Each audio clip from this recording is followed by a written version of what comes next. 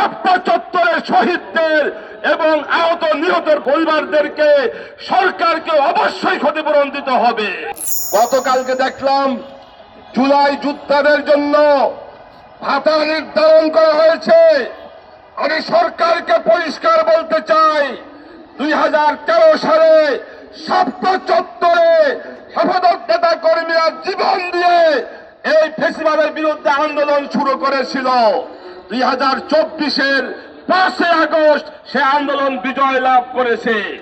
তাই আমার দাবি হলো, যেমনিভাবে জুলাই যোদ্ধাদের ভাতা নির্ধারণ করা হয়েছে, জুলাই আহত নিহতদেরকে সরকারিভাবে ক্ষতিপূরণ দেওয়া হয়েছে, তেমনিভাবে 2013 সালের শাপলা চত্বরে শহীদদের এবং আহত নিহতের পরিবারদেরকে সরকারকে অবশ্যই ক্ষতিপূরণ দিতে হবে।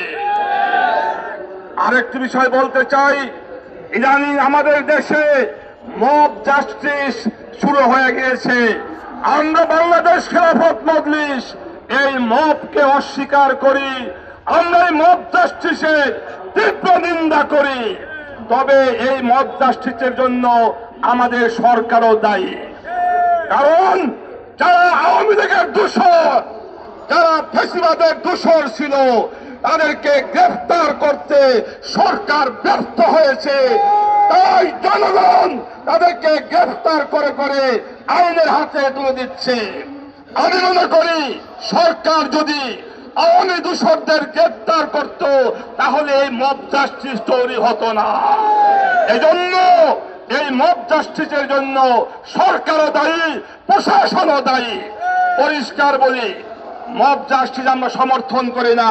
প্রশাসনকে বলবো, আপনারা কর্তৃত্ববাদী হন, শক্তিশালী হন, সকল ধরনের মব জাস্টিস, চাঁদাবাজি, দখলবাজ সবাইকে আপনারা গ্রেফতার করে আইনের আওতায় এনে শাস্তি ব্যবস্থা করুন।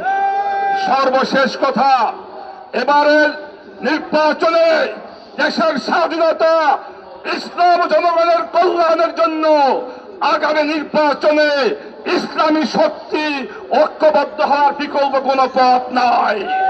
তাই বাংলাদেশ খেলাফত মজলিস মনে করে আগামী নির্বাচনে সকল ইসলামী দল ও মতকে ঐক্যবদ্ধ করে আগামী নির্বাচনে অংশগ্রহণ করবে ইনশাআল্লাহ। আজকের প্রোগ্রামে সবাইকে অংশগ্রহণ করার ধন্যবাদ জানিয়ে আমার বক্তব্য শেষ করছি।